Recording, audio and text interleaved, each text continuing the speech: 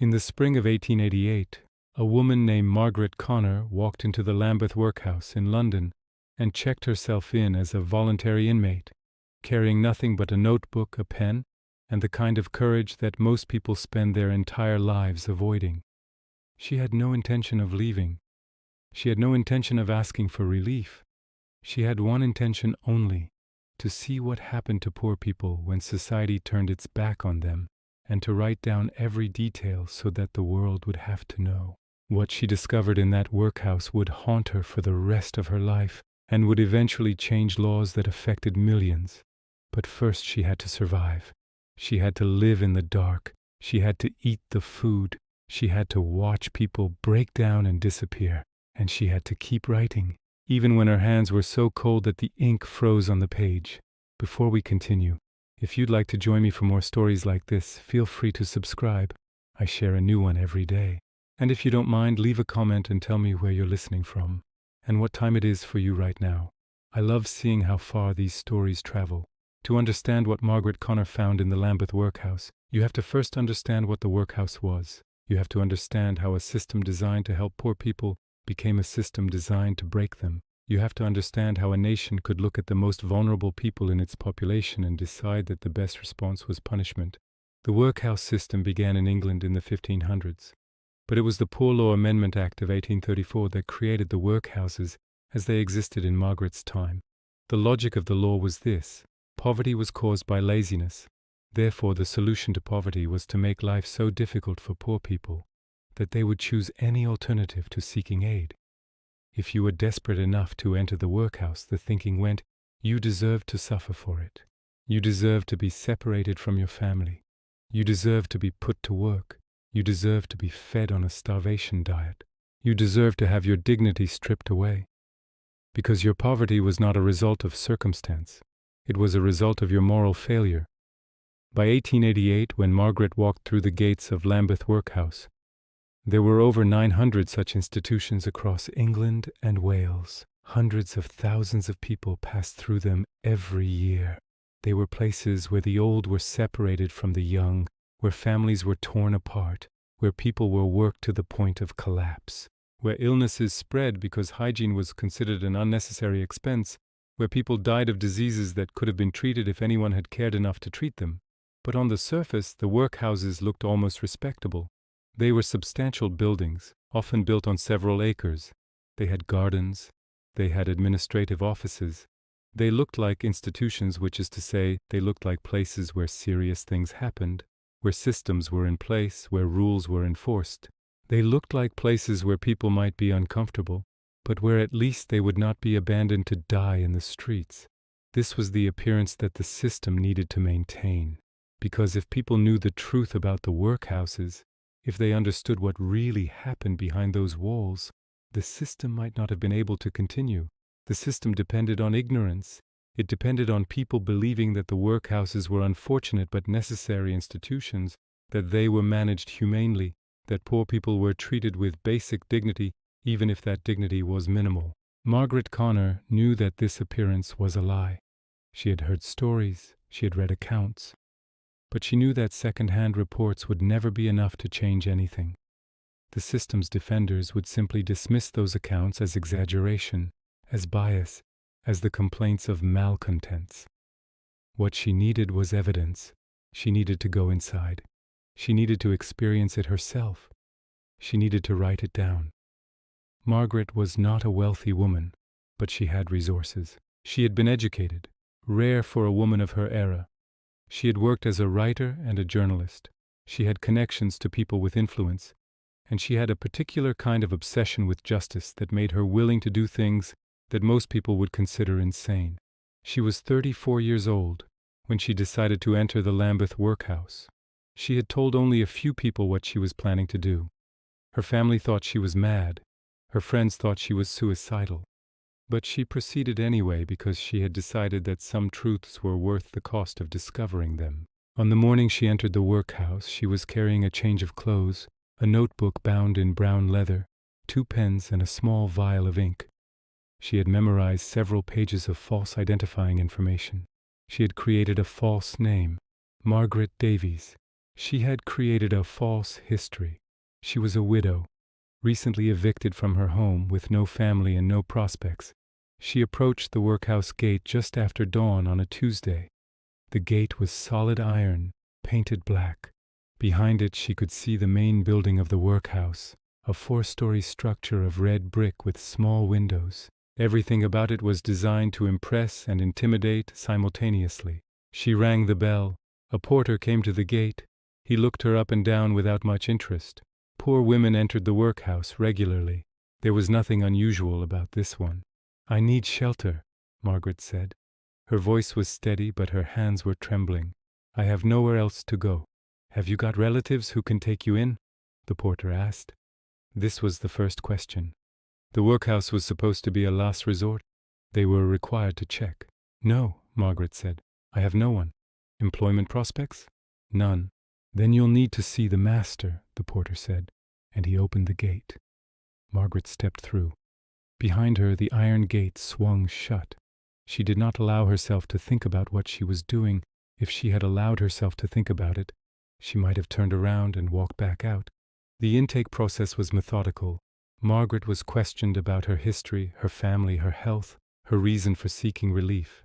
The master, a tall, thin man named Mr. Hodge with a precisely trimmed mustache and eyes that had learned long ago not to see the people he was supposed to be helping, listened to her answers with the expression of someone performing an unpleasant task that he had done thousands of times before.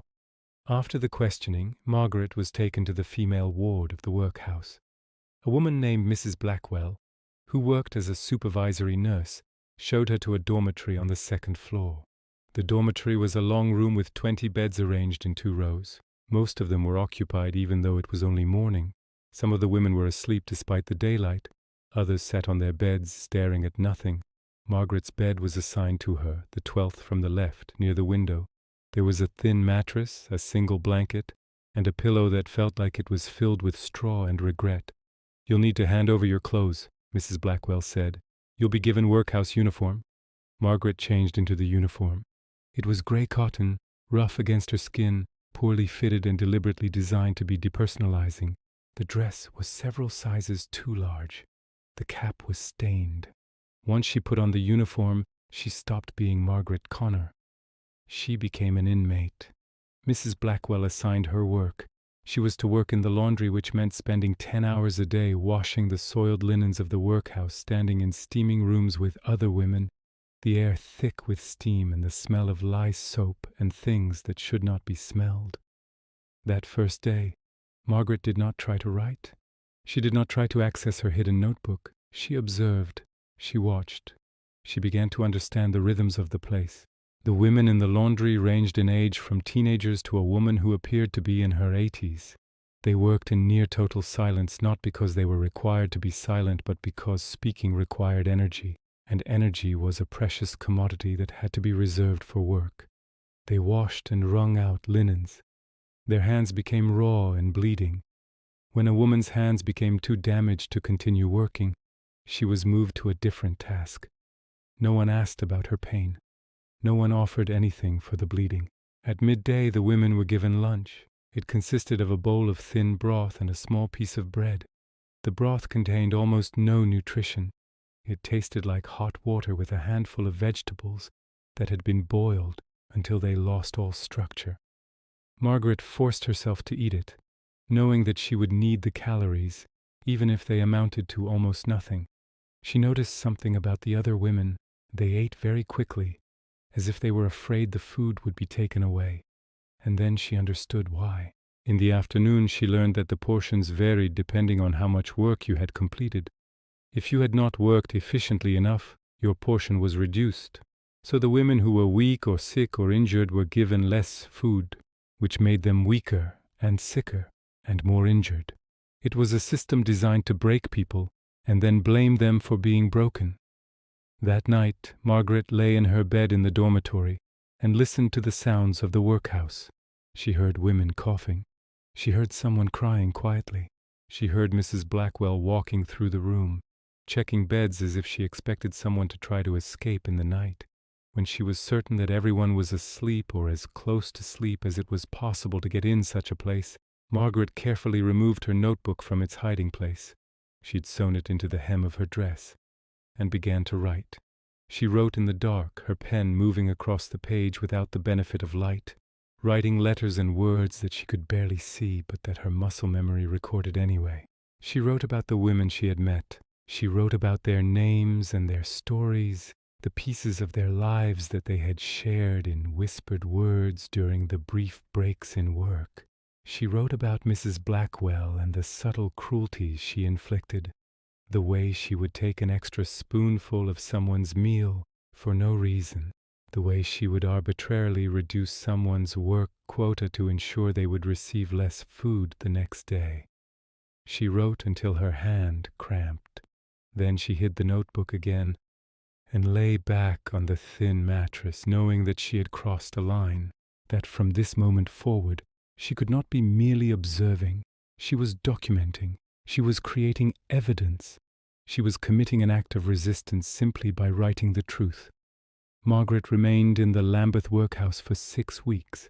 In those 6 weeks, she experienced more suffering than she had known existed.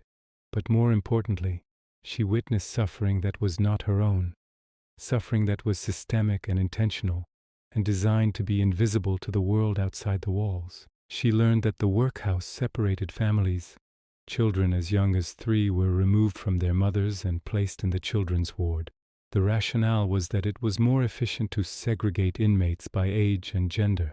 The effect was that children grew up without knowing their own parents, and parents deteriorated without the will to live that might have sustained them if they had been able to see their children. She met a woman named Ellen who had entered the workhouse with her 2 sons, aged 5 and 7. Ellen washed laundry alongside Margaret. Every day Ellen asked if anyone had seen her sons, if anyone knew if they were being treated well. But the workhouse rules forbade any contact between the family members. Ellen could not visit her sons. She could not receive messages about them. For all she knew, they could be on the other side of the workhouse or in another institution entirely. Ellen began to waste away. She worked less efficiently. Her food was reduced. She became sick with a cough that developed into something worse. Margaret watched as Ellen deteriorated over the course of 4 weeks. Then one morning, Ellen's bed was empty. When Margaret asked what had happened, Mrs. Blackwell said simply, "She's gone to the infirmary. She won't be back." Ellen had not been given the opportunity to say goodbye to her sons. She did not know where she was being taken or what would happen to her, and no one in the workhouse cared enough to tell her. Margaret wrote all of this down. She wrote with growing anger, with growing horror. She wrote because it was the only way she could manage the emotions that threatened to destroy her. She also learned about the elderly. The workhouse was where old people came to die. There was an elderly ward, and it was understood that it was a place you entered and did not leave except in a coffin. The old people were often confused or infirm. Some were deaf or blind. Some had dementia.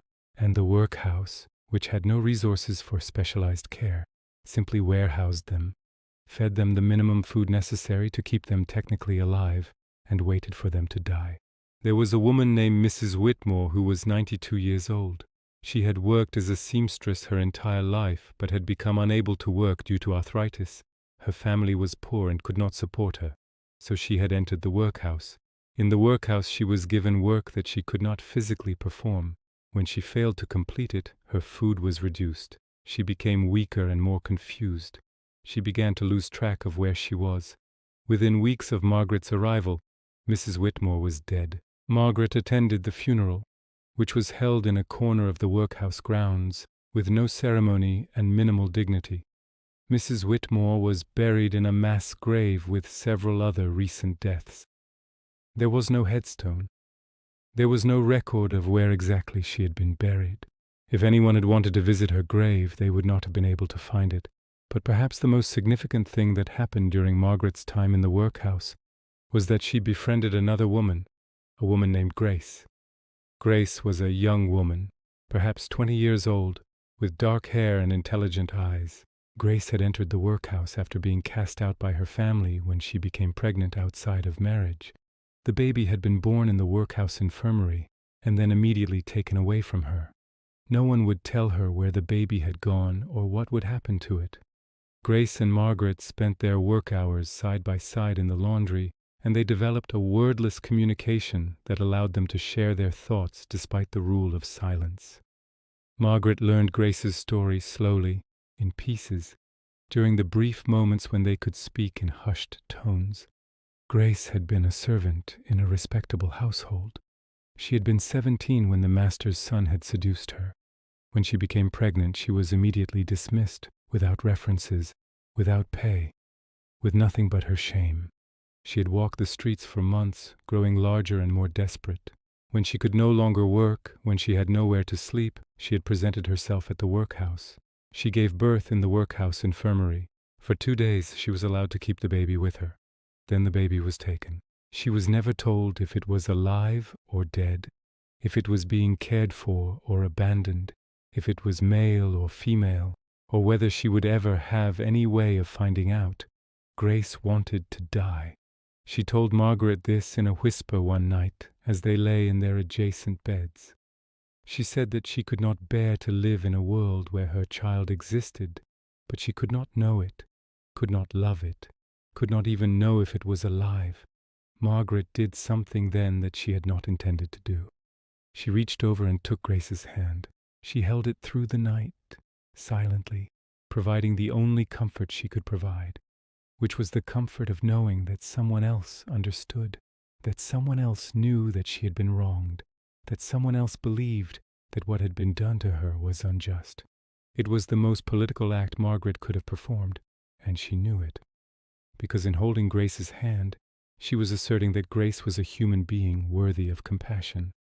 In a system designed to treat poor people as less than human, this was an act of revolution. After 6 weeks, Margaret was released from the workhouse.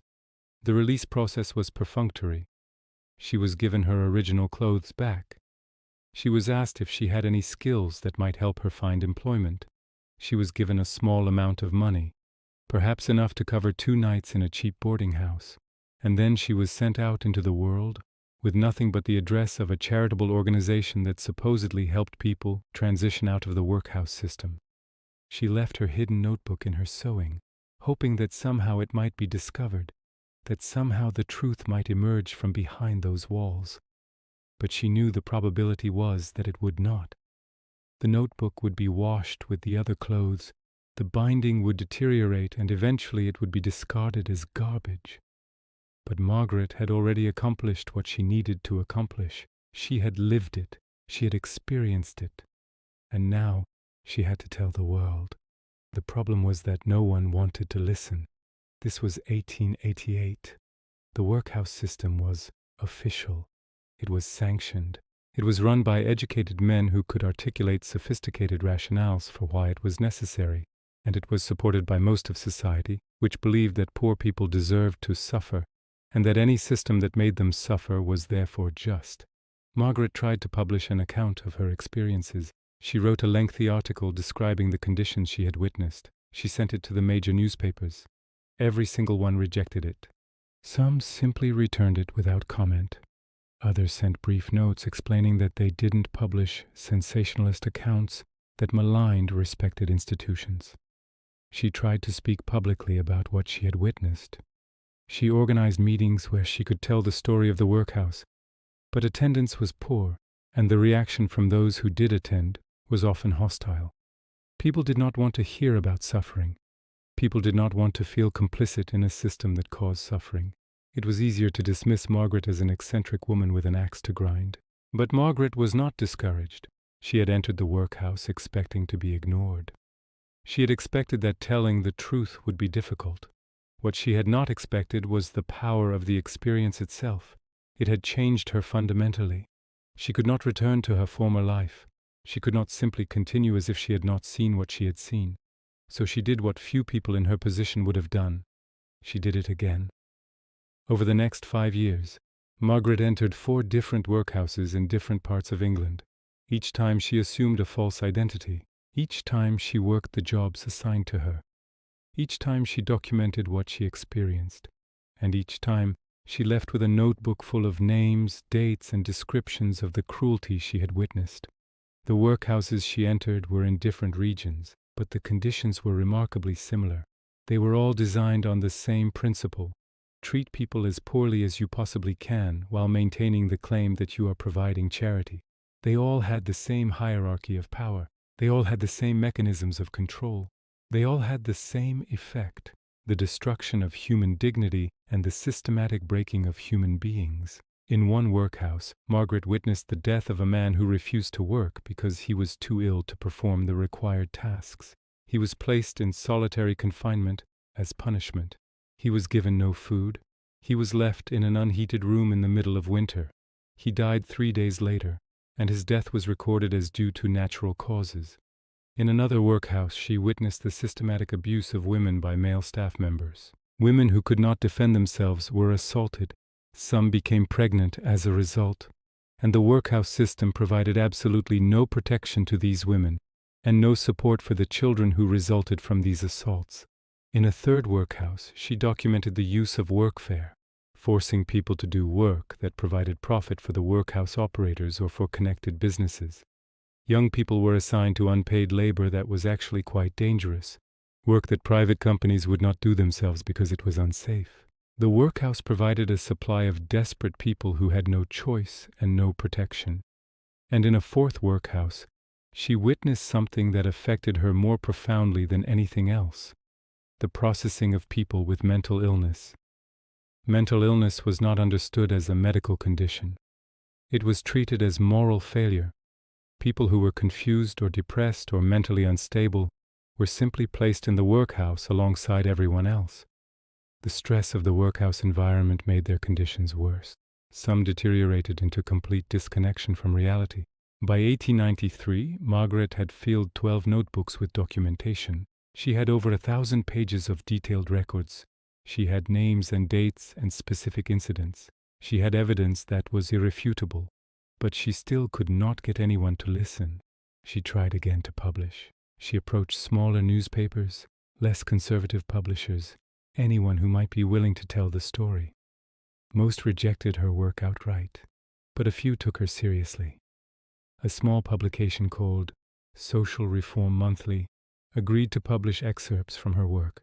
The circulation was limited, perhaps 5,000 copies, but it was something. It was a beginning. The publication of the excerpts caused a small stir in reform circles. People who were already inclined to criticize the workhouse system found in Margaret's work validation of what they had suspected, but the broader public remained unmoved. The workhouse system had too much institutional weight. It had too many defenders. It had been in place for too long. But then something happened that changed everything. Margaret met a woman named Beatrice Webb. Beatrice Webb was a social reformer and writer of extraordinary talent and influence. She was from a wealthy family and had devoted her life to investigating social problems. In 1893, she was working on a comprehensive study of the workhouse system in England. A celebrity in reform circles. When Beatrice read the excerpts from Margaret's work, she was astonished. She recognized immediately that Margaret had done something that no one else had been able to do. She had gotten inside the system. She had lived it. She had documented it from the perspective of someone experiencing it, not from the perspective of someone observing it from outside. Beatrice sought Margaret out. The two women met at a small cafe in London on a grey afternoon in November. Margaret was nervous. She did not know what Beatrice wanted. She was prepared to be dismissed, as she had been so many times before. But Beatrice had come to listen. She listened to Margaret's story for 3 hours without interrupting. She asked questions. She took notes. And when she was done, she said something that changed Margaret's life. "You have done something that I could never do. You have been there. You have experienced it. And now you need to tell the world about it in a way that they cannot dismiss." "I've tried," Margaret said quietly. "No one wants to listen." "They will listen to me," Beatrice said. "Not because I'm better than you, but because of who I am, because of my family's position, because I have already built a platform. Let me use that platform to tell your story." Beatrice Webb was as good as her word. She contacted a major publisher and proposed a book that would combine her sociological analysis of the workhouse system with Margaret Connor's first-hand testimony. The publisher was skeptical but agreed to consider it. What Beatrice did then was brilliant. She did not simply use Margaret's notebooks. She collaborated with Margaret on a more literary version of the testimony. She encouraged Margaret to write a narrative account, not just a collection of facts, but a story that would allow readers to understand what it felt like to be inside the workhouse. She helped Margaret shape the material into something that was both deeply true and deeply moving. The result was a book called Inside the Workhouse, A Woman's Testament, published in 1895. It began with Margaret's entry into the Lambeth workhouse and followed the arc of her experiences across 5 institutions over 5 years. It included names and dates and specific incidents, but it was organized thematically and chronologically in a way that allowed readers to understand not just what happened, but why it mattered. The book was released in the summer of 1895, and it became an immediate sensation. The British public, which had been able to ignore the abstract problems with the workhouse system, could not ignore Margaret's concrete descriptions of specific suffering. They could not dismiss the testimony of someone who had lived through it. They could not deny the reality that Margaret had documented so carefully. The book was reviewed in major newspapers and magazines. Some reviewers attacked it viciously, claiming that it was exaggerated and sensationalist, but many reviewers recognized it for what it was, a crucial piece of social documentation. Writers and thinkers across Europe became aware of the book. It was translated into multiple languages. It became a foundational text for the reform movement. Within 2 years of its publication, there was significant political pressure to reform the workhouse system. The pressure came from reform organizations, from labor movements, from religious groups, from ordinary people who had read Margaret's book and felt their consciences awakened. But systemic change is slow.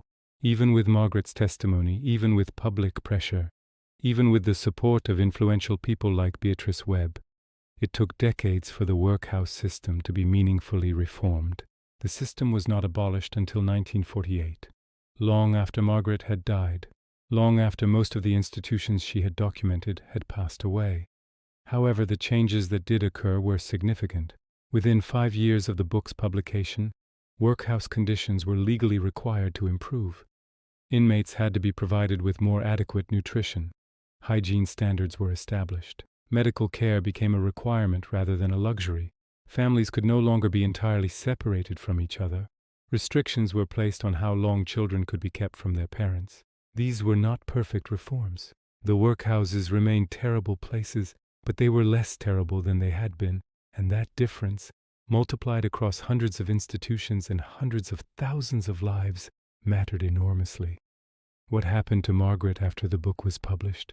She became something of a celebrity in reform circles. She was asked to speak publicly, and this time, people listened. She was invited to consult with legislators who were drafting reforms. She became a trusted voice on questions of poverty and social welfare. But the experience of her time in the workhouses had left permanent marks on her. She suffered from chronic health problems, some of which had resulted directly from the conditions she had endured while incarcerated.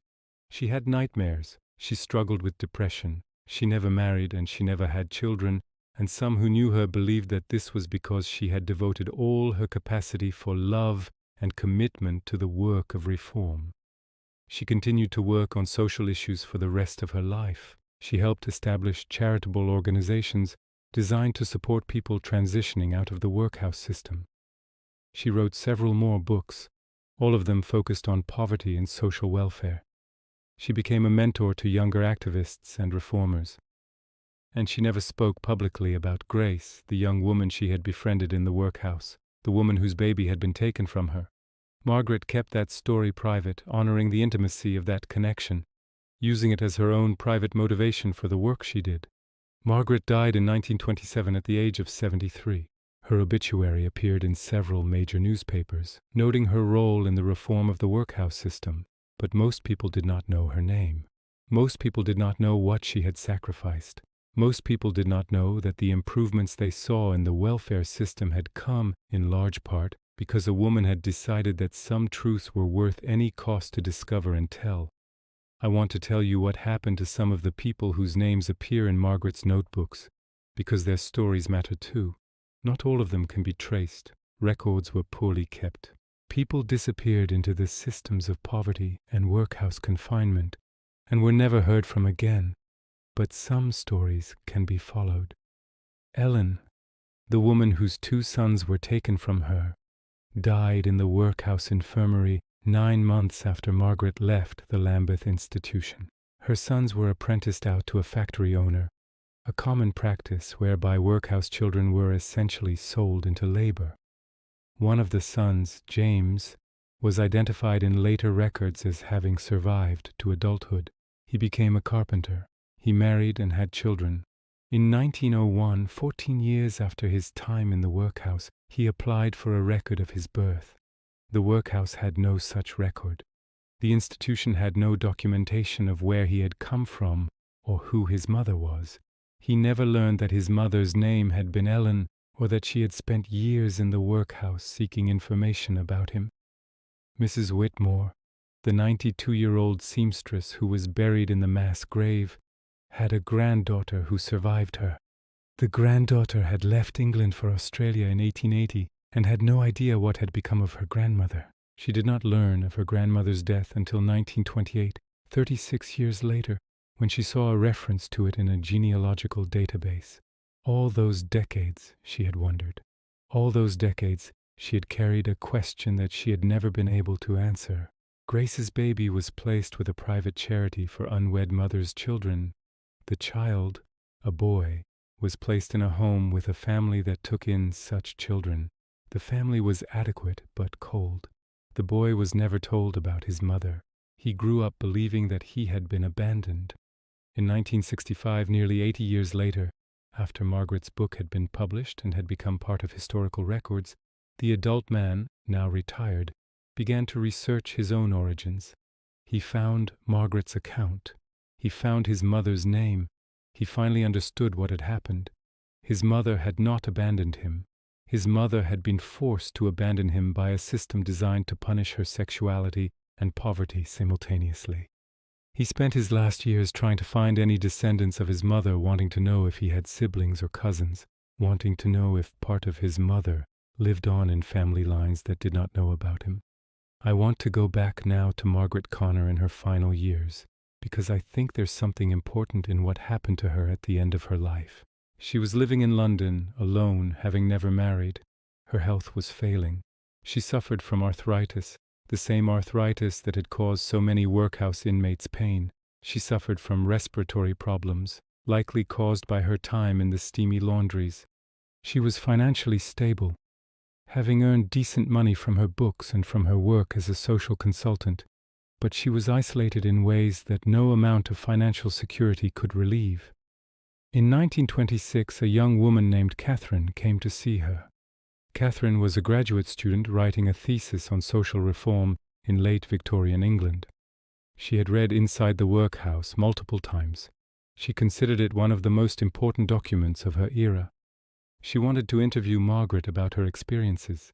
But what Catherine discovered when she met Margaret was that Margaret was dying. Margaret knew it, even though her doctors had not quite said the words. She had perhaps a few months to live, maybe less.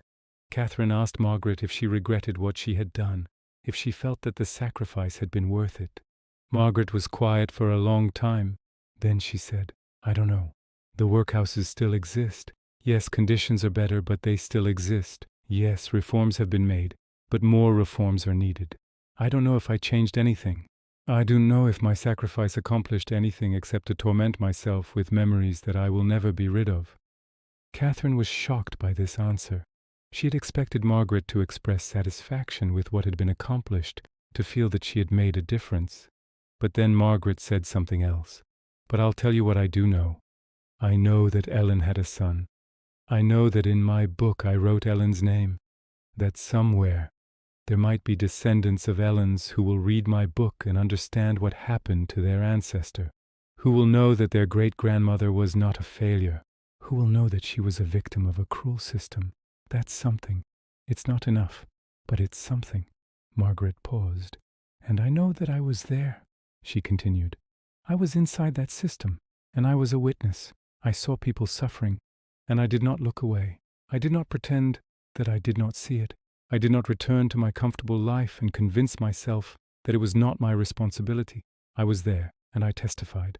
That's something too. Even if nothing had changed, even if my books had never been published and no one had ever read them, I would still have been there. I would still have witnessed. I would still have refused to be comfortable while others suffered. That matters. At least to me, it matters. Catherine asked Margaret what she regretted most, and Margaret said, I regret that I could only save myself. I regret that I left the workhouse and Grace remained there. I regret that I could document Ellen's suffering, but I could not prevent her death. I regret that I could tell the world what was happening, but I could not stop it from happening. I saved myself by documenting what I saw, but in doing so I necessarily abandoned the people I was trying to help. That's the paradox of testimony. You have to survive to tell the story, but surviving means abandoning the people still trapped inside. Margaret died 3 months later. She was cremated, and her ashes were scattered in a garden in Kew, near London. By that time, Inside the Workhouse had been in print for over 30 years. It had influenced a generation of social reformers. It had helped create the intellectual and political climate for welfare reform. But Margaret never knew if the reforms she had advocated for would continue. She died before the final abolition of the workhouse system. She died not knowing that her work would eventually lead to the establishment of the National Health Service and the welfare state in Britain. She died believing that maybe she had accomplished something, but not knowing for certain. Here is what I think is the most important thing about Margaret's story. She did not wait for permission to care about suffering. She did not wait to see if her efforts would be successful before she undertook them. She did not require a guarantee of success in order to act. She simply decided that the truth needed to be told, and she was willing to be the one to tell it, regardless of the cost to herself. This is different from how most of us operate. Most of us want to know that our efforts will matter before we make the effort. We want to see evidence that the cause is winnable before we commit to it. We want assurance that we will not be wasting our time and energy. This is understandable. It is reasonable. But it is also paralyzing. It is the thinking that allows suffering to continue unchallenged, because everyone is waiting to see if challenging it is worthwhile before they actually challenge it. Margaret could not afford that luxury of doubt. Or rather, she could not afford to let her doubts paralyze her. She had to act as if her actions mattered, whether or not she had evidence that they would, and it turned out that her actions did matter. But she could not have known that in advance. She had to act on faith. She had to act on principle. She had to act because the alternative, doing nothing, was intolerable to her conscience. The workhouse system that Margaret documented eventually fell away. In 1948, following World War II and the election of a Labour government in Britain, the workhouses were officially abolished.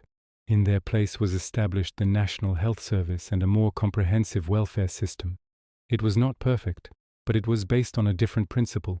It was based on the idea that society had a responsibility to care for all of its members, not just the wealthy. That poverty was not a moral failing that deserved punishment, but a circumstance that deserved support. This shift in thinking did not happen overnight. It was not the result of any single person's work, but Margaret Connor's testimony had been part of the intellectual foundation for that shift. Her willingness to go inside the system and tell the truth had helped make it impossible for people to maintain the comfortable fiction that the workhouses were anything other than what they were, systems of deliberate cruelty designed to terrify poor people into not seeking help. But I want to complicate this narrative a little bit, because the story does not end simply with the abolition of the workhouses, because workhouses did not actually disappear. They simply changed forms. In America, which never had the formal workhouse system that Britain did, something similar happened through the development of poorhouses and poor farms. These institutions served much the same function as British workhouses. They isolated poor people, forced them to work, and punished them for their poverty. Many of these institutions lasted well into the 20th century. Some continued to operate into the 1960s and beyond. And beyond these formal institutions, the logic of the workhouse system persisted. In America, this logic manifested in welfare policies that were deliberately designed to make assistance so degrading and difficult to obtain that only the most desperate would seek it. Recipients were required to pass strict means tests, They were subjected to home inspections. They were required to work or prove that they were unable to work. They were given tiny stipends that kept them in perpetual poverty. The rhetoric surrounding welfare in America echoed the rhetoric that had justified the workhouses in Britain. Poor people were blamed for their poverty. Welfare was portrayed as creating dependency. The solution was to make welfare as unpleasant as possible. This was not stated so bluntly, but the principle was the same. Throughout the 20th century, this dynamic repeated. In the 1960s, there was a brief moment when welfare policy shifted toward a more generous understanding of poverty. But then, beginning in the 1980s and accelerating through the 1990s, there was a return to the workhouse logic. Welfare reforms was implemented that was explicitly designed to push people off welfare roles and into work, regardless of whether jobs were available or whether those jobs paid livable wages. The rhetoric used to justify these policies echoed the language that had been used to justify the original workhouses. Welfare creates dependency. Poor people are lazy. The solution is to make poverty uncomfortable enough that people will choose to work instead. What troubles me about this is that it suggests that Margaret's work did not fully accomplish what she hoped it would accomplish. The fundamental logic of the workhouse, the idea that poor people are responsible for their poverty, and that suffering is an appropriate punishment for them, never fully disappeared. It simply found new forms to inhabit. I think about this when I see modern welfare policies. I think about drug testing requirements for welfare recipients. I think about restrictions on what people receiving assistance can purchase. I think about the way recipients are treated as presumptively dishonest, requiring constant surveillance and verification. I think about the rhetoric that surrounds welfare discussions, full of contempt for poor people and assumptions about their moral failings. All of this echoes the logic of the workhouse. The belief is the same. Poor people deserve to suffer. The mechanism is the same. Make assistance as difficult and degrading as possible. The goal is the same. Create a system that punishes poverty rather than alleviates it. So I want to ask, did Margaret fail? Did her testimony and her sacrifice ultimately fail to change anything fundamental about how societies treat poor people? I think the answer is both yes and no. She failed in the sense that the fundamental logic of the workhouse persisted, that societies have continued to find ways to blame poor people for their poverty and to create systems that punish them for it, that the specific institutional form of the workhouse was abolished, but the spirit of the workhouse, the desire to humiliate and control poor people, never went away. But she succeeded in the sense that she made the explicit workhouse system impossible to maintain. She made it impossible for a modern society to openly run institutions like the ones she documented. If someone today tried to establish a workhouse in the British sense, a place where poor people were deliberately starved and worked to the point of collapse, there would be immediate legal action. Margaret's work helped make that impossible. But the more subtle forms of the workhouse logic persist. And I think that might be the deeper tragedy, that Margaret's testimony, which was so powerful and so moving, was able to reform the most obvious and explicit forms of cruelty toward poor people, but was unable to touch the fundamental assumption that undergirds all of it, that poor people deserve to suffer. There is another aspect to Margaret's story that I want to explore because it relates to something that persists in how we talk about poverty and suffering today. When Inside the Workhouse was published, there was a particular reaction from many reformers. They praised Margaret for her courage, but they also expressed a certain kind of discomfort with her testimony. Some of it was the discomfort of confronting suffering, but some of it was something more specific. The discomfort of having to think about the poor as fully human, with inner lives and desires and capacity for love and connection. There was an assumption among many middle-class reformers that poor people were somehow different from themselves, that poverty had fundamentally altered them, that they had become less than human through their experience of poverty. Reformers wanted to help poor people, but they wanted to help them at a distance without having to imagine themselves as part of the same moral community. Margaret's testimony made this impossible. She showed her readers poor people who loved their children, who mourned their separation from their children, who suffered from that mourning in the most human way possible. She showed elderly people who had worked their entire lives and deserved dignity and respect. She showed young women trapped by circumstances beyond their control, seeking escape or at least human kindness. In doing so, she forced her readers to recognize poor people as fully human. She made it impossible to sustain the fiction that poverty was somehow a different condition of being, that poor people were inherently different from the comfortable middle classes. But this confrontation also created a kind of backlash. Many people, when forced to recognize the full humanity of poor people, retreated. They acknowledged that yes, the workhouse system was cruel. Yes, reforms were needed. But they maintained the fundamental assumption that poor people were responsible for their poverty and that some level of suffering was appropriate. This same dynamic persists today. We see it in how people talk about homelessness or welfare. There is often a kind of grudging acknowledgement that yes, these are human beings who deserve some level of dignity, but there is resistance to the deeper implication that these human beings are not fundamentally different from ourselves, that any of us could become poor, that poverty is not primarily a personal failure but a structural condition. Margaret wrote about this in her later writings. She talked about what she called the distance the comfortable maintain from suffering. She talked about how difficult it is for people to genuinely confront the suffering of others without retreating into explanations that preserve the distance between themselves and the sufferers. She wrote, "The comfortable person wishes to believe that the poor are poor for reasons that do not apply to themselves. They wish to believe that they work harder, or are smarter, or are more moral than poor people. This belief allows them to maintain a sense of safety. If I am poor only because I am lazy or stupid or immoral, then I can avoid being poor by being industrious and intelligent and virtuous. But if poverty is structural, if it can strike any person regardless of their virtue or intelligence or industry, then the comfortable person is forced to confront their own vulnerability. They are forced to recognize that, but for circumstance, they could be poor themselves, and most people are not ready to confront that, so they maintain the distance.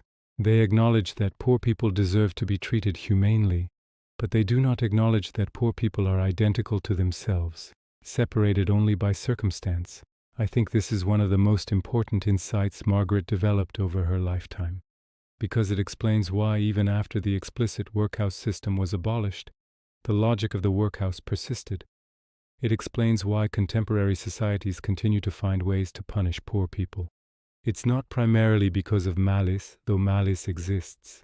It's primarily because the comfortable need to maintain the fiction that poor people are somehow fundamentally different, that their poverty is explained by their own failures, that no accident of circumstance could strike the comfortable and reduce them to poverty as well. Let me tell you about someone who read Margaret's book and had his life changed by it, because I think his story illustrates something important about how testimony can work across generations. The man's name was William Fletcher. He was born in 1890 in Manchester, England. His father was a factory owner, moderately wealthy. William was educated and was expected to take over his father's business. He lived a comfortable life.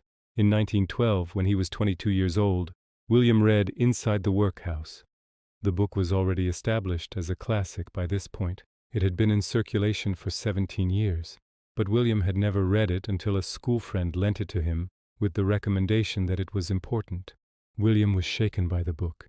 He read it in 2 days, barely sleeping, completely absorbed in Margaret's testimony, and he found himself unable to return to his comfortable life as if nothing had changed. He did something that his family considered mad. He refused to go into the family business.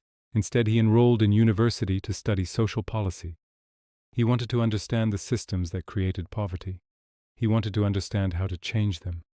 After university, instead of entering a profession that would have made him wealthy, William went to work for a charitable organization in Manchester that served poor people. His family was devastated. He was wasting his education and his potential, they said. He was throwing away his future. But William was not concerned about his personal future in the way his family was. He had read Margaret's testimony. He had imagined himself in her place, experiencing what she experienced, and he had found that he could not return to the comfortable fiction that his family maintained. He could not pretend that poor people were somehow fundamentally different. He had been forced by Margaret's words to recognize their humanity. And once you recognize someone's humanity, you cannot exploit them. You cannot ignore their suffering. William worked in Manchester for the rest of his life. He never married, never had children, never accumulated wealth. He was instrumental in establishing several charitable programs that supported poor families. He advocated for welfare reform. He trained a generation of younger social workers to approach their work not with contempt for poor people, but with genuine respect and compassion. When William died in 1967, he was remembered in his community as someone who had dedicated his life to helping others, but he would have attributed his life's work to Margaret Connor. He would have said that Margaret's testimony was what woke him up to the reality of suffering, that her willingness to go inside the system and tell the truth had forced him to confront his own complicity in systems of cruelty. I want to tell you about one more person, because this person represents something different. This person represents the way that Margaret's testimony could be resisted and refused. His name was Edward Thornton. He was an MP, a Member of Parliament, from a conservative district in southern England. When Inside the Workhouse was published, Edward read it, and he was appalled, not by the conditions in the workhouse, but by Margaret's book itself. Edward believed that the workhouse system was necessary and just. He believed that it was the only way to prevent poor people from becoming dependent on charity. He believed that Margaret's book was exaggerated and sensationalist, designed to exploit readers' emotions rather than to communicate truth. But Edward was troubled by the book in a way that he could not quite articulate. He found himself having to defend positions that he had previously held without questioning. He found himself having to argue for the necessity of suffering, and this discomfort led him toward a kind of angry refusal. Edward wrote letters to newspapers attacking Margaret's book. He questioned her credibility. He suggested that she had fabricated incidents or exaggerated them. He argued that the workhouse system was actually quite humane and that poor people were treated well. What Edward was doing was exactly what Margaret had anticipated. He was maintaining the distance that the comfortable maintain from suffering. He was refusing to allow the testimony to penetrate his comfortable assumptions. He was actively defending a system of cruelty, because acknowledging the cruelty would require him to change. Edward remained convinced of the necessity of the workhouse system for the rest of his political career. But something shifted in him after reading Margaret's book. He was never quite as comfortable in his positions again. His defenses became more elaborate, more angry, more desperate. This suggests that even for people who refused to be moved by Margaret's testimony, something had occurred. They had to work harder to maintain their denial. They could not hold their positions with the ease and confidence they had held them before. I think there is something important in this, because it suggests that testimony, even when it is refused and rejected, still changes something in the person who encounters it. Even if Edward Thornton never admitted that Margaret's book had affected him, even if he continued to defend the workhouse system to the end of his life, the book had done something to him. It had created a kind of cognitive dissonance. It had made it harder to maintain simple, unexamined cruelty. And perhaps that is part of what Margaret was hoping would happen. Not necessarily that everyone would be persuaded by her testimony, but that everyone would have to encounter it. That everyone would be forced to choose consciously whether they accepted or rejected the reality she was describing. That the comfortable fiction of not knowing would no longer be available. As the 20th century progressed, Margaret's book continued to be read and taught. It was assigned in schools, it was studied in universities. It became a foundational text in the field of social work and social policy. New editions were published with introductions by contemporary scholars explaining its historical context and its ongoing relevance. The book also became a kind of model for what testimony could accomplish. Other people, inspired by Margaret's example, undertook similar investigations of systems of cruelty and injustice. They went undercover in factories to expose exploitative labor conditions. They documented conditions in asylums and psychiatric hospitals. They infiltrated institutions and came back with testimony about what they had witnessed. This became a recognized journalistic and activist practice. The undercover investigation, the first-hand testimony about hidden systems of abuse. Margaret was not the first to do this. There had been earlier examples, but her work was so powerful and so influential that she became associated with this practice. People doing similar work in later decades often cited Margaret as their inspiration. But I want to return now to something I mentioned earlier, something that troubles me about how Margaret's story is often told. Because in many contemporary accounts, Margaret is presented as a kind of saint. She is presented as someone who sacrificed everything for justice, who was entirely noble and pure in her motivations, who was simply a hero fighting against evil. I think this presentation is both true and false. It's true that Margaret did sacrifice greatly. It's true that she did contribute significantly to reform. But it's false in the way it simplifies her, the way it removes her humanity and her contradictions. Margaret was not always kind. She could be judgmental toward other poor people. In her private journals, which were discovered after her death, there are passages where she expresses contempt for other workhouse inmates who she felt were not fighting back sufficiently, who had given up hope. She was impatient with weakness sometimes, even though her entire project was supposedly motivated by compassion for the weak. She was also driven by something other than pure altruism. She was driven by ambition. She wanted to be remembered. She wanted her work to matter. She was proud of her accomplishments and resentful when those accomplishments were not sufficiently acknowledged. She competed with other reformers for influence and prominence. She was also deeply traumatized by her experiences in the workhouses. The nightmares and depression that plagued her were not noble sufferings born for a cause. They were genuine psychological damage that never fully healed. She paid a real price for her work, and sometimes that price manifested in ways that were not particularly noble or inspiring. Sometimes she was bitter. Sometimes she was angry at people she had been trying to help. Sometimes her own suffering was so overwhelming that she did not have emotional resources to give to others. I think it's important to acknowledge these complications about Margaret because they make her testimony more powerful, not less. If Margaret had been a saint, if she had been purely motivated by altruism, if she had never struggled or doubted or been angry, then her story would be less meaningful. It would be a story about an exceptional person doing exceptional things. But what makes it meaningful is that Margaret was a regular person, a flawed person, a person who was damaged by what she experienced, a person who was sometimes not very kind, a person who did important work not because she was superhuman, but because she decided that the work mattered more than her own comfort or safety. There is a letter that Margaret wrote to Beatrice Webb late in her life, after Beatrice had published her own comprehensive studies on the welfare system. The letter is remarkable because it contains both affection and resentment. Margaret thanks Beatrice for the platform she provided, but she also expresses frustration that Beatrice had become far more famous than Margaret, that Beatrice's name was more associated with welfare reform than Margaret's name, even though Margaret had provided the foundational testimony that Beatrice had built upon. Beatrice wrote back a long letter in which she acknowledged Margaret's resentment, but also tried to explain something important. She wrote, "Your testimony is the foundation. My work is built on your foundation. The world may not remember this hierarchy, but I remember it, and history will eventually recognize it. But more importantly, the work matters more than the names. If people are helped by reforms that grow out of our work, does it matter whose name is associated with those reforms?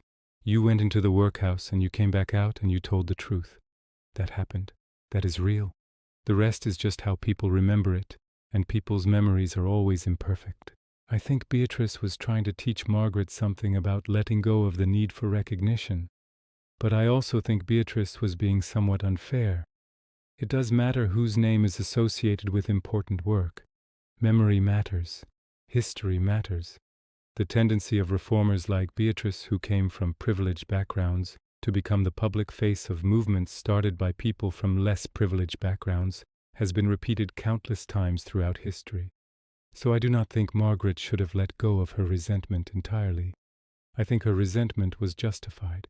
But I also think she found a way to live with it, to continue her work, even though she was not receiving the recognition she deserved, because she came to understand something that Beatrice was trying to communicate, that the work had value independent of the recognition.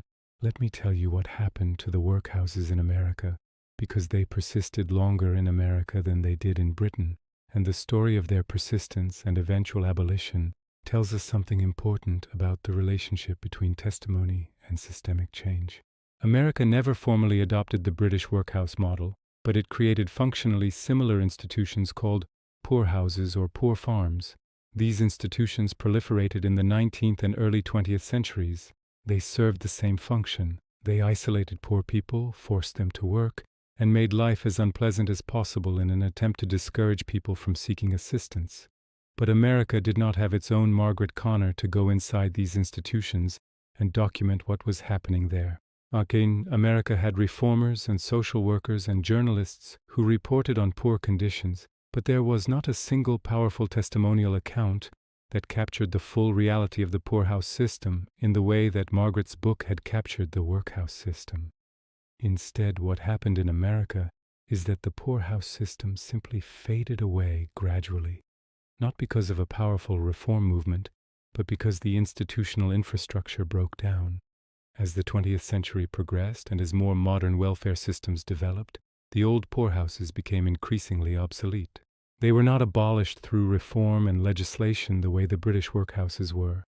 They simply became less and less used, eventually closing down not because anyone decided they should be closed down, but because they were no longer functioning.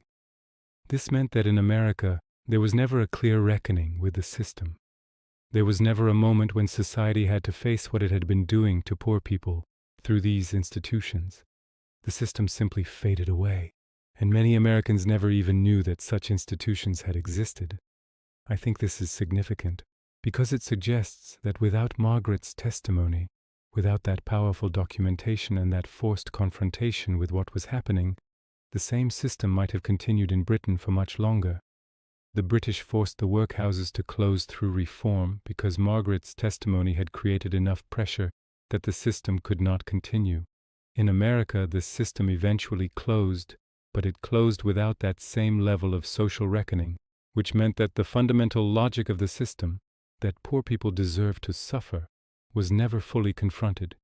And I think that helps explain why, in contemporary America, welfare systems are so much harsher than in other developed nations. Why the logic of punishment toward poor people persists so strongly. Why there was never a clear break with the workhouse logic.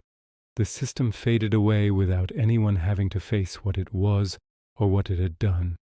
In 1995, over 100 years after Margaret's book was published, there was a significant welfare reform in the United States called the Personal Responsibility and Work Opportunity Reconciliation Act. The act was premised on ideas that would have been familiar to Margaret, that welfare creates dependency that poor people need to be pushed to work rather than supported, that the solution to poverty is to make assistance as difficult as possible.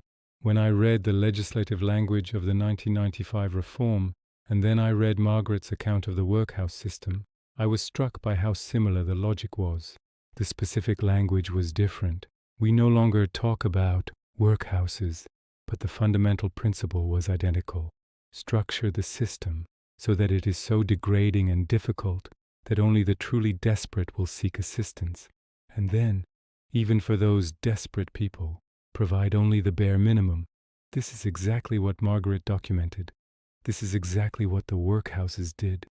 And more than 100 years after Margaret's testimony, a wealthy modern nation implemented policies based on the same logic.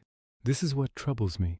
It suggests that testimony, even powerful testimony, even testimony that led to the abolition of the explicit institutional system, cannot fully change the underlying assumptions that generate such systems. As long as the comfortable believe that poor people are responsible for their poverty, new systems will emerge to punish them. What would Margaret say if she could see the modern welfare systems, both in Britain and in America and elsewhere? I think she would be disappointed but not surprised. I think she would recognize the logic. I think she would say that the specific form of cruelty has changed, but the fundamental cruelty has not changed. The explicit workhouse is gone, but the workhouse logic persists. But I also think she would say something else. She would say that testimony still matters. She would say that the explicit workhouse system could not have continued if her testimony had not exposed it. She would say that perhaps the most important thing about her work is not that it solved the problem of poverty. It did not.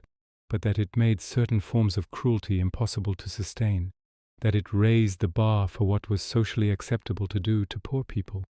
And that, I think, is an important insight, because it suggests that the work of testimony and reform is never finished. It is never the case that you solve a problem once and for all. Instead, you push back against cruelty and injustice, and you buy space for people to breathe. You raise the bar for what is acceptable. You create conditions where new reforms can be imagined.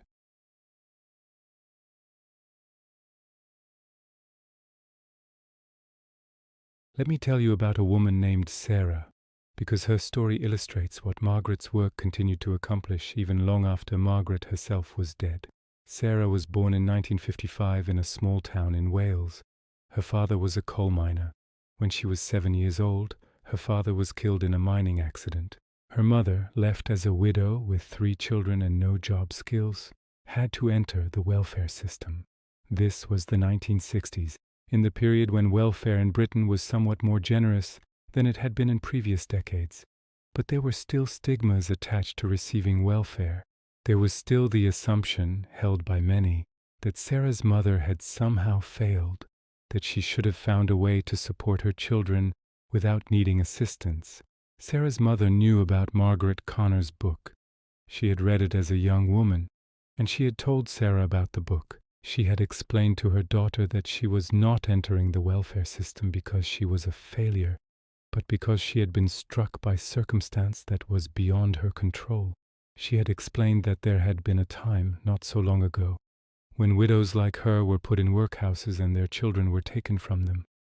She had explained that welfare existed because people like Margaret Connor had fought for it to exist, had testified about what happened when there was no welfare, had forced society to acknowledge that it had a responsibility to help.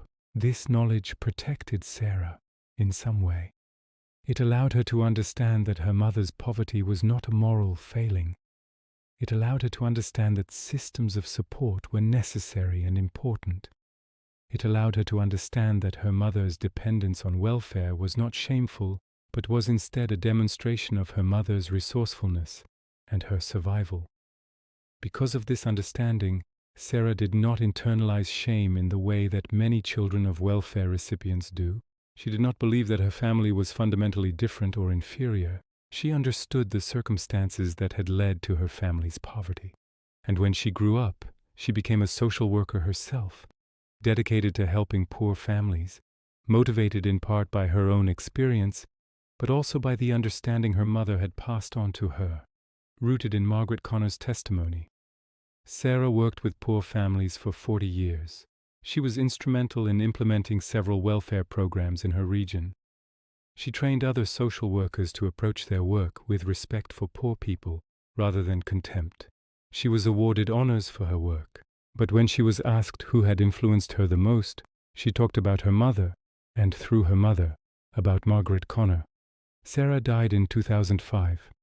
At her funeral, her colleagues spoke about her dedication and her compassion, but they did not know the full chain of causality, the way that Sarah's work had been shaped by her mother's understanding, which had been shaped by Margaret Connor's testimony, which had been shaped by Margaret's willingness to go inside the workhouse and tell the truth.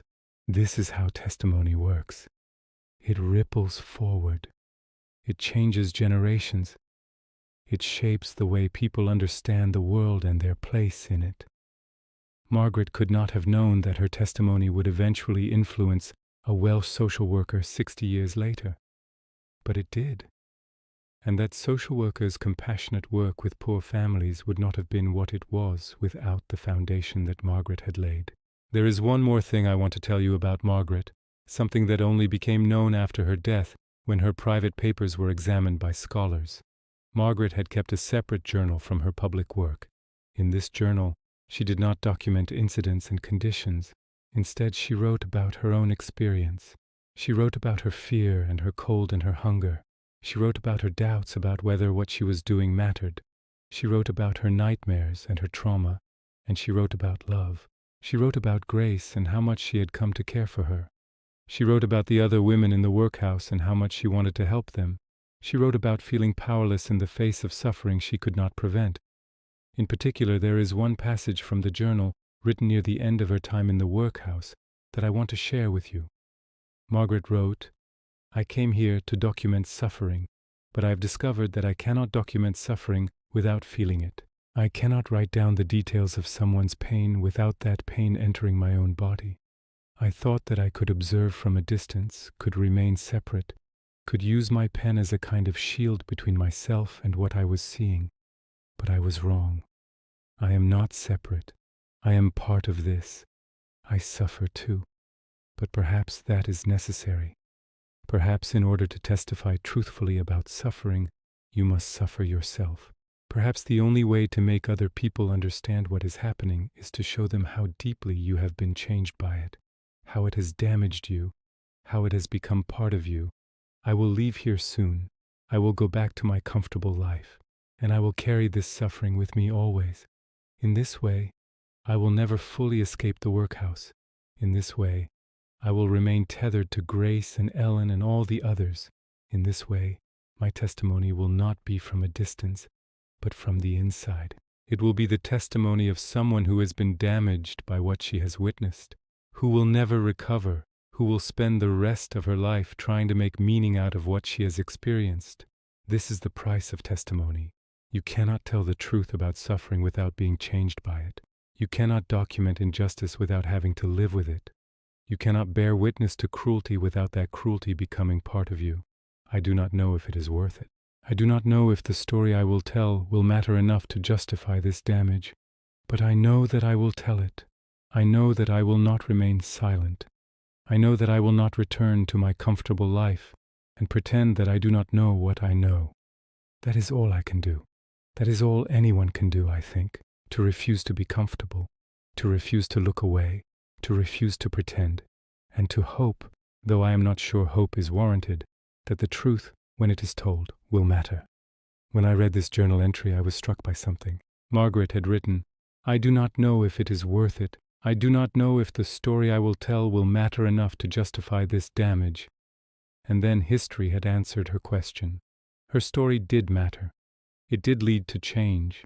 It did influence generations of reformers and social workers. It did help establish welfare systems that prevented the explicit workhouse system from continuing. But here is what troubles me. Even though history answered Margaret's question in the affirmative, Margaret herself never knew this. She died believing that maybe, possibly, her work had mattered. But she never knew for certain. She never saw the full arc of what her testimony would accomplish. And I think that is important, because it means that Margaret's work was not motivated by the certainty that it would matter. She did not do it because she had evidence that her testimony would lead to reform. She did it because she decided that the truth needed to be told, regardless of what would happen as a result. This is different from how we often think about activism and social change. We often assume that if we knew for certain that our efforts would succeed, then of course we would make those efforts. But we are reluctant to make efforts when the outcome is uncertain. Margaret's example suggests a different approach. Do the work because it is necessary, regardless of whether you can guarantee that it will succeed. In the years since Margaret's death, there have been countless other testimonies about suffering and injustice. Journalists have gone undercover in factories and farms and prisons. Activists have documented police brutality and discrimination. Survivors have told their stories about abuse and violence and systemic cruelty. Some of these testimonies have led to change. Some have not. Some have faded away, forgotten, overwritten by newer crises and newer injustices. Some have been deliberately suppressed or dismissed by people with power and resources to do so. But all of them have followed in Margaret's footsteps. All of them have been based on the principle that Margaret pioneered, that testimony matters, that the truth needs to be told, that people need to go inside systems of cruelty and come back out and tell the world what they have witnessed. And not all of them have been successful in creating immediate change, but all of them have contributed something to the culture, to the public consciousness, to the collective understanding of what is happening in the world. I think this is the final thing I want to say about Margaret Connor and her testimony. She showed us that bearing witness to suffering is a kind of work. It is difficult work. It is work that damages you. It is work that requires sacrifice. But it is also necessary work. It is work that changes things, even when you cannot see the changes happening, even when you are not sure that anything is changing at all. The explicit workhouse system that Margaret documented no longer exists. The logic of the workhouse has been pushed back and constrained and made less overtly cruel. But the tendency toward that logic persists. The temptation to blame poor people for their poverty persists. The desire to make assistance so degrading that only the most desperate will seek it persists, which means that the work that Margaret started is not finished. It is never finished, because every generation has to learn again that poor people are human beings deserving of dignity. Every generation has to resist the tendency to blame people for circumstances beyond their control. Every generation has to decide once again whether society has responsibility to care for all of its members or only for some of them. Margaret Connor did not solve this problem, but she gave us tools to think about it. She gave us a template for how to tell the truth about suffering. She gave us evidence that bearing witness matters, even when you cannot see all the ways that it matters. And most importantly, she showed us that you do not have to wait for certainty. You do not have to have a guarantee that your work will succeed. You can do the work simply because the work needs to be done. You can tell the truth simply because the truth needs to be told. And you can trust that even if you do not see it, even if you never see it, your work will ripple forward and touch lives and change things in ways that you could not have imagined. This is what Margaret Connor discovered in the Lambeth Workhouse. This is what she carried out with her in her notebook. This is what she spent the rest of her life sharing with the world. And this is the legacy that she left behind. Not a problem solved, but a way of approaching problems. Not a perfect world, but a world slightly less cruel than it would have been without her testimony. Not certainty about whether any of us matter, but evidence that bearing witness in itself is a form of mattering. That the act of telling the truth is, in itself, a form of resistance against systems of cruelty. That testimony itself is a form of hope.